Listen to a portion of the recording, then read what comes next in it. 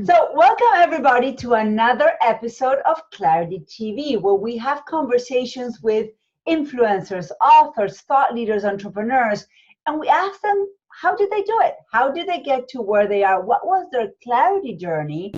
And what are the things that kind of came up throughout their lives that somehow, in a miracle way, created a common thread? Because if you know, and Tamara, we're going to talk about it in just a minute, but if you're like me, if you look at my resume, I'm like, what kind of soup do I make with these ingredients, right? But there's always a common thread, common denominator that brings it all together.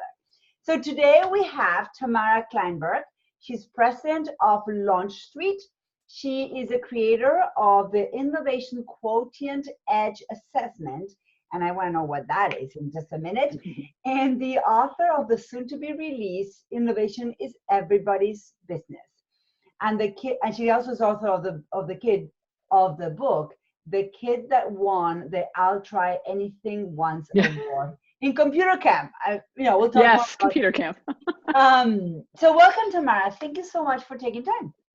Oh, thanks for having me. And Dolores, I just have to say, I was laughing when you were talking about your resume because there was a point there. I'm almost 47, so I've had a long history of work and life, but there was a point there where I jumped ship at every job every 18 months to try my own thing. And then it would work out, it wouldn't work out. And then I'd go back, and I don't know why anyone hired me looking back, because I climbed all the way to the top of a company and was leading a company. But if you looked at my resume, you'd notice that like I had unrest all the time. Like I was a really hard employee. It was actually kind of, I loved what I did, but looking back, I just thought, wow, I spent a lot of time trying to figure out what I wanted to do.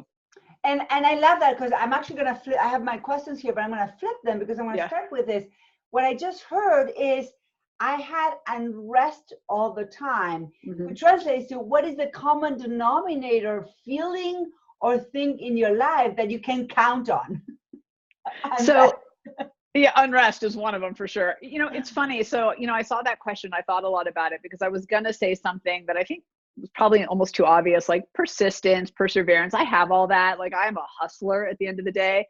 But there's something that goes all the way back to my childhood, because this memory popped up in my head, which made me realize it has driven everything that I do.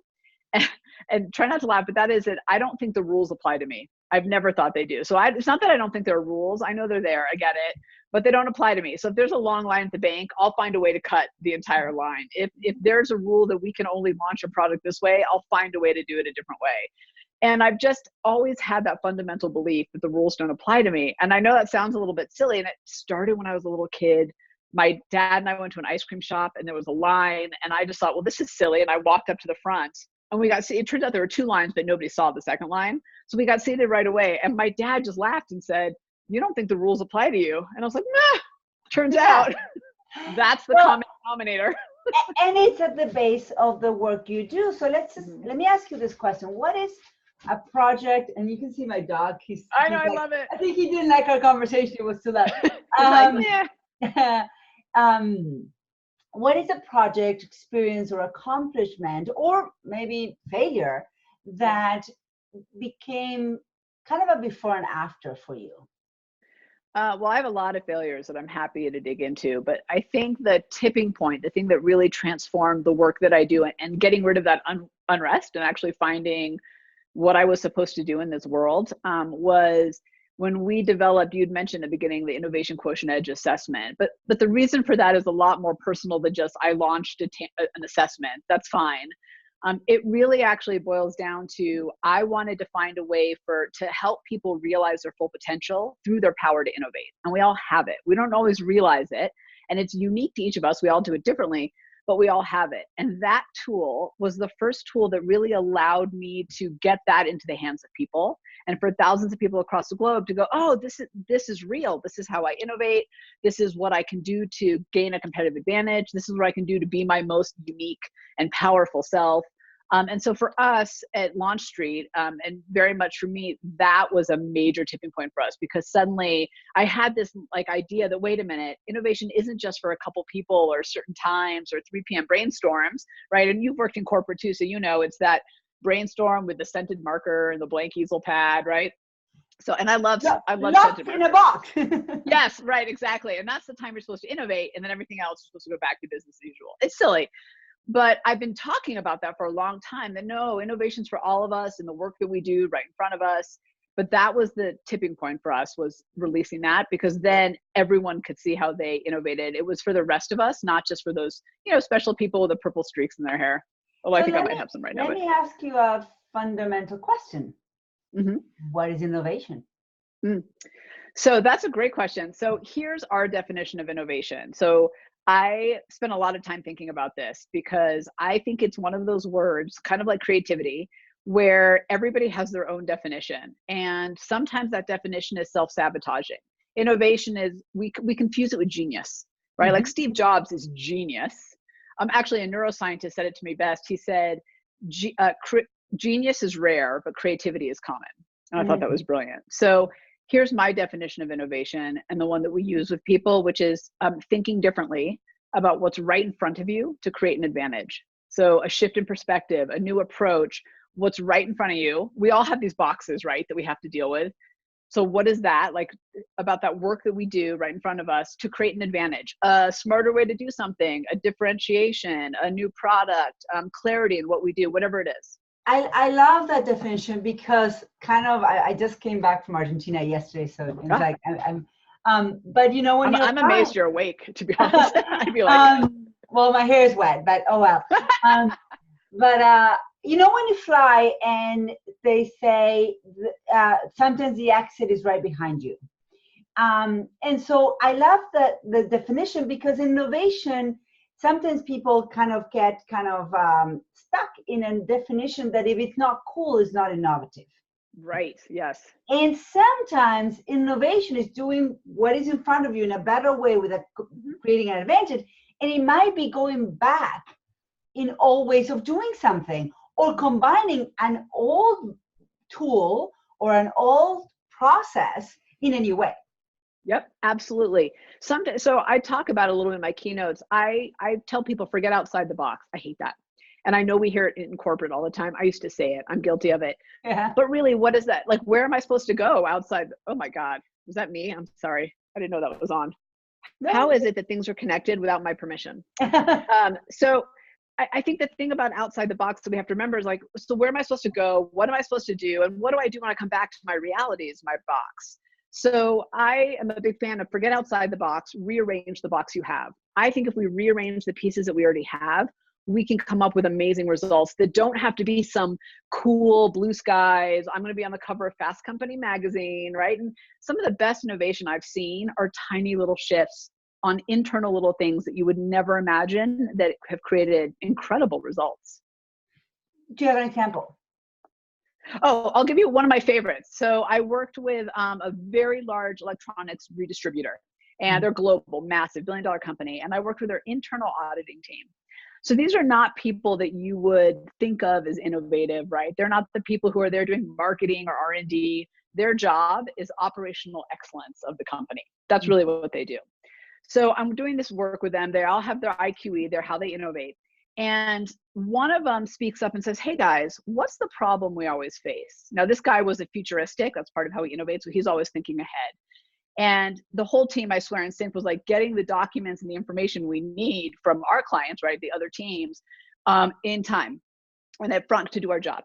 And someone else piped in and said, hey, what if we asked a different question? What if instead of trying to solve this problem we're always solving of how do we get what we need faster, what if we flipped it and we said, how do we have everything we need up front? That shift in a question led them to totally rethink how they do their process, which is leading to millions of dollars in savings in the company.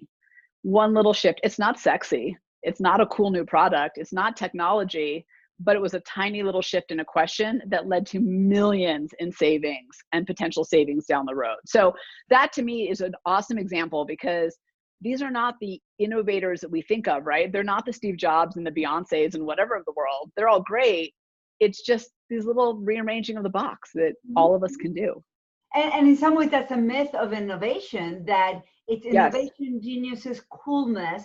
If it doesn't fit into all those three categories, then you're just not, like, you're just stale or not creative or not innovative. And the other thing that I'm hearing is this myth is that because that is a characteristic of innovation, there's lots of companies out there who say, oh no, we don't need an innovative team. We don't need innovation in our company. Right. Because we do boring stuff that we don't need cutting edge anything. So one of my favorite clients is a public energy works company. They do public energy packages for government, municipalities, things like that.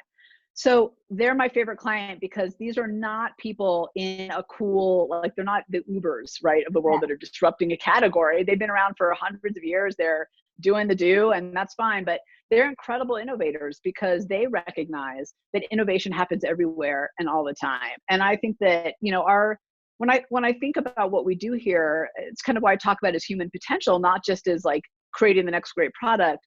I think for all of us as individuals, as leaders, as people just trying to, you know, get rid of that unrest and figure out what we're supposed to do in life. When we understand how we innovate, what we're really doing is unlocking our flow and unlocking our peak performance, unlocking our ability to contribute and be valuable in a really meaningful way that we don't get by just doing the do, right? And doing the status quo. I love that. And so let's talk about the micro innovation. And what I mean by that is the redesign or re-engineering of ourselves. We started this conversation, I think you and I have this shared experience, and we probably, if we look at our strength finders or whatever, we probably have some, or your assessment, similar patterns as visionaries or creative or, achievers. And I personally have this LinkedIn that is all over the place. And I wasn't sure what to go next because the unrest is real. And the next job wasn't cutting it for me. So I needed to figure out how can I rearrange my box in the way that I can align my professional career with something that gets me over my unrest. And I think people listening to us, especially if you are in your 40s or maybe 50s, you've had a successful career, maybe you're working for a corporation, maybe you're not, or maybe, you have been wanting to do something on your own, but you're like, where do you get the courage and the clarity to take a first step? And does that look like? Yeah. It's interesting. I think it does take a lot of courage. Here's the thing I'd say for people, that this was a real eye-opener for me. I want to address fear for a moment, because I think fear, comfort, and constraint are the three things that really hold us back. So just working backwards, sometimes it's the constraints of the system or constraints of the routine that we've set up. Comfort in terms of like wanting to stay safe, wanting to stay comfortable. Like even when we don't like something, if we know it, it's more comfortable than what we don't know. And fear is a big one. And I think the challenge we face is we're always told be fearless, right? Be courageous, but be fearless. But fearless is impossible. It's hardwired into us. It's how our brains work. So the question we have to figure out is, how do I use that fear and overcome it and use it to push forward versus how do I get rid of it? So I just want to say that out loud, because for me, I spent so many years trying to be fearless and realizing that was never going to happen. And it actually held me back because I could never achieve fearlessness. I never left without being like, I always was like, but I didn't. So I think there's a ease in knowing that the fear is okay. You're not going to get rid of it. You just have to push through it. And in terms of taking the first step, here's what I think. If you looked at my career and how I got to here, right? If I started here, this is not a straight line. And the only way I could really figure out what I was supposed to be doing and get the clarity was by doing. And I think that's true for a lot of us. And I think we have this image that we're going to have it all figured out in our head. Like we're going to go away to some retreat, come back and be like, I meditated for 2 days and didn't speak to anyone, which I love, by the way. I love doing that. But like, that's going to be the aha moment that changes everything. And it may change something. It may get you to take the first step. But I think without doing, you just don't know. And that route is very circuitous and weird and strange. And, like I said, if you looked at the big milestones over my career, I didn't go from where I started, which was advertising and brand strategy, to human-centered innovation. Like it wasn't a direct leap. I was all over the place for a lot of time, but I think I needed that to figure out where I am today. So I think you have to start with step one and know that step 1 and step 1000 are not actually going to look the same. And that's perfectly okay. But I think it's hard for us because we want it to be perfect here in our heads before we go anywhere, but it just doesn't work that way, does it? I mean, did it work that way for you? It did not for me. No, not at all. And I love what you just said about inviting fear as a co-pilot, not as a Yeah. pilot, No, not as a but pilot. as a co-pilot, in that maybe it will keep you safe or maybe it will keep you in check, but you still keep on driving. Even Yes, I if you love that. like that, like Yeah, yeah, I co-pilot, love that. but the pilot keeps driving, and maybe fear will help you on blind spots. But you keep on going. No, absolutely. My journey has not been linear at all. But I think there's a combination of I think, and maybe this is a question for you. It's not in the prepared question, by the way. But what is the role of dreaming and visionaries and innovation? Mm. I think two things actually. I think that a lot of visionaries are very innovative, and I think they're innovative in the end, like they see the end game. But I don't think that negates being innovative in small incremental ways that gets you to that end game. I think some of us start on the visionary side, and some of us start here and do it as we walk. Mm-hmm. And I think both are equal. I think both are equally important. And frankly, I think one needs the other. So I try not to use big examples of people you see on Fast Company magazine, because frankly, they're not the rest of us. Yeah. But if you look at great teams of any kind or people who have accomplished great things, you'll see that there's usually a combination of those two things. Mm-hmm. So and I'll give you an example in my world. So my business manager, Laura, she's phenomenal, and she is the opposite of me. So, and how we innovate is opposite, right? And I don't know that we have time to dig into it, but I'm a risk taker experiential, which puts me on the action and like the bold move side. And she's a tweaker collaborative, which puts her on the like, she edits and adjusts what already exists, and she wants to get everybody's perspective, right? So we're very different, but it works really well because while I'm the pusher, she's the protector. So I think you need both, right? So I guess I'm the visionary in this one and she's kind of up front here, but both are equally innovative. It's just a matter of what you need. But I do think there's importance in that, in getting support from people around you who are different than you, so that you can reach that vision, whatever it is, because you can't do it. I mean, the whole myth of like, it's me in my garage by myself, right? Being all innovative. It's not true. It's not Yeah. how it works. We need teams. I love that. I love that. And I think there's one of the things I heard is that kind of the number one or one of key ingredient of innovation is seeing your reality and not being comfortable in it, or seeing Mm-hmm. something that could be done differently. Without uncomfort or unrest, Yeah. there's no drive for innovation. Yeah, well, and I think if you want to stay comfortable, you're going to do things the way you've always done them. But here's the challenge, right? If you do things the way you've always done them and the world is moving forward, which it is, like you're not going to stop that. That's happening no matter what. Then you create this massive disconnect, and by the time you're ready to move, there's this massive gap between you and what you're looking to accomplish, right, in the marketplace. I think that's why it's so important that we continually take little steps and continually move. Doesn't have to always be the big leap, but we got to keep moving forward the marketplace. A lot of the keynotes that I do, they bring me in because their industry has changed and their people need to deal with the change. They need to figure out how to have a mindset, because it really is about mindset at the end of the day, that allows them to actually do that. And there's one little thing I just have to tell you, because it popped into my head as you were talking about fear and comfort. So, we have that fear chatter in our heads, like, don't do it, it'll never work, shame on you. Saboteur. So yeah. So I named mine Bernard.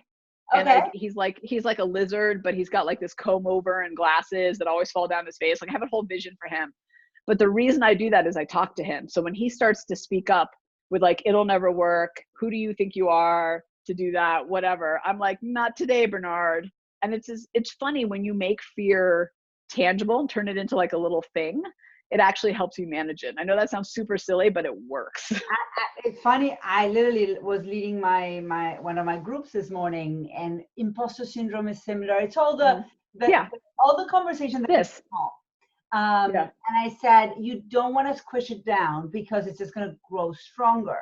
Yeah. It's actually your best friend, and that you can call it also the Jiminy Cricket that kept you safe when you were very, very young. Yeah. Yeah. But it's like, I see you. thank you for trying to protect me. I'm a big girl now. Yeah, right. Well, and there's a difference between, in the old days, it was protecting us from the dangers in the bush, right? Like there was a saber-toothed tiger back there. Now it shows up as you ask me a question that I'm not ready for. So my fight or flight kicks in and then I'm sweating and I can't think straight, but it's not a real threat, right? It's just a perceived one. And that's when Bernard's like, you don't know what you're talking about. I'm like, yes, I do, Bernard, go away. Yeah. So let me ask you this. What are you excited about this year? I know you have a book coming out. What is coming up for you in the next 12 months? Yeah.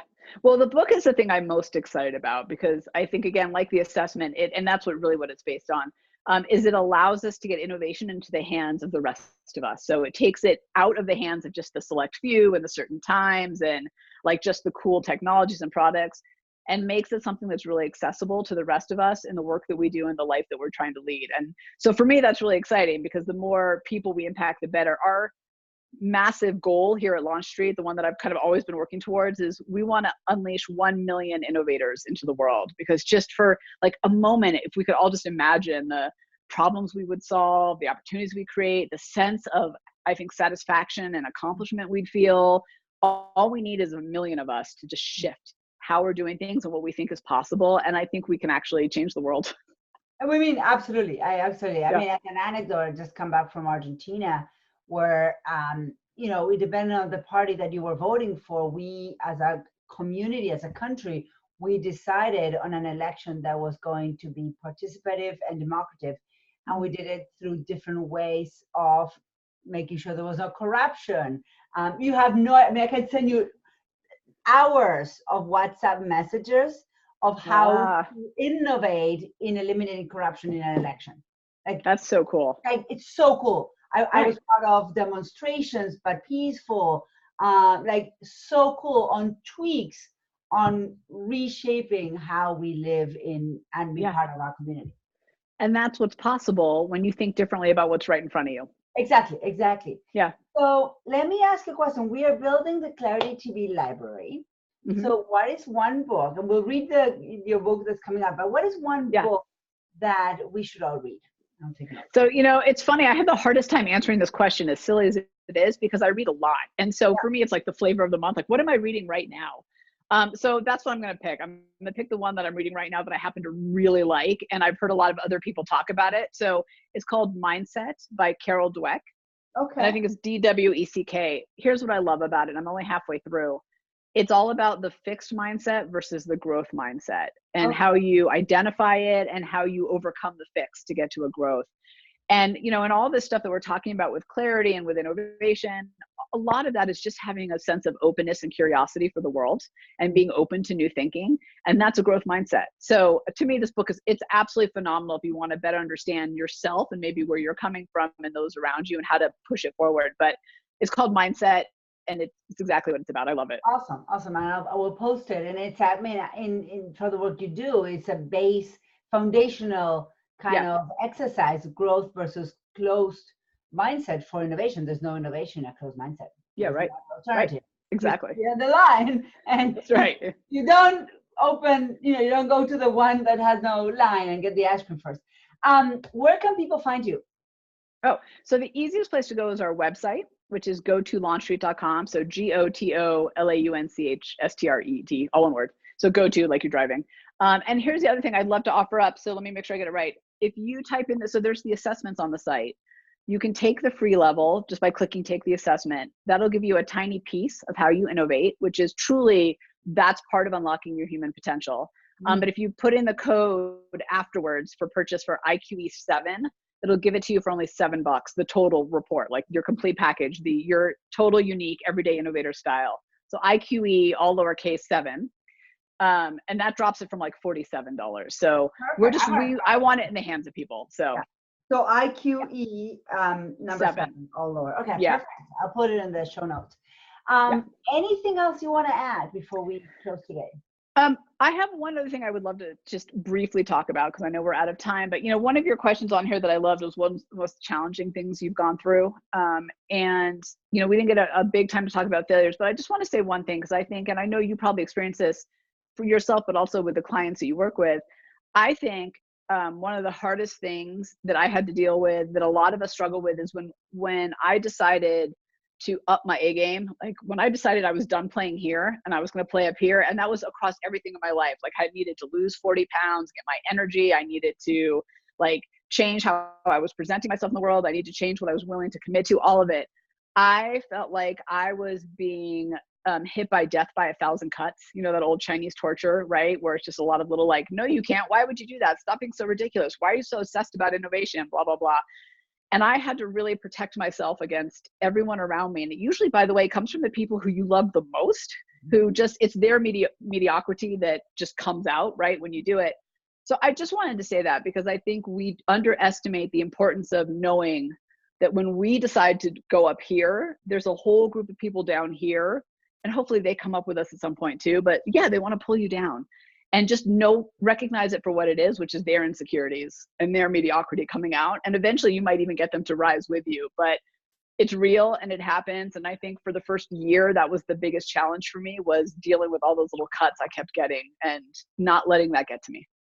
Yeah, and I love that you said that, because one, it many times it starts with our own conversation. Yeah. Get done. And the moment we start showing up signs of playing bigger, we have to, if we allow it, we put on our backpack all of their fears and yes. and they were carrying around their stuff too, and I'm like, it's so heavy. Why am I carrying everybody's crap around? Yeah, exactly. So I'm grateful that you said that, because the truth is, when you start having so much of that, I always say, if everything feels like it's heavy, you're in the brink of a breakthrough. Keep on going. Oh my gosh, it's so funny you said that, because I just had this vision the other day of I've been feeling a little bit like heavy, and I couldn't figure out why. And I had this vision, this image of a balloon in my head of like, I needed to, like the string was raveling up and I was holding on to the ground. I needed to let it go to just float up. And anyway, that's like a little oddness from my side, but exactly, when it feels heavy is when you need to really keep going. Keep course, because you're almost, who was it that said, if you're going through hell, keep on going. Yeah. Because it means that you're at the edge of a breakthrough. Yeah. And something bigger is coming for you. And I think when you know that, you can deal with it. But that first round of really breaking free and deciding, you know what, I'm playing up here, I'm playing in a bigger space. It was really hard. It took a lot of fortitude and recognition of like, and these people aren't bad. They're not mean. They're not malicious. It's just their own stuff coming out. And it's from people who you would think would be your biggest supporters. I have a whole section in the book about that, because I think it's so important to recognize. Well, and it's a critical part of innovation, because we don't innovate in a vacuum. We are human beings with an emotional map. And if we're not aware and careful in managing our emotional experience, doesn't matter what we do, because exactly. So, well, thank you so much. So go to LaunchStreet.com.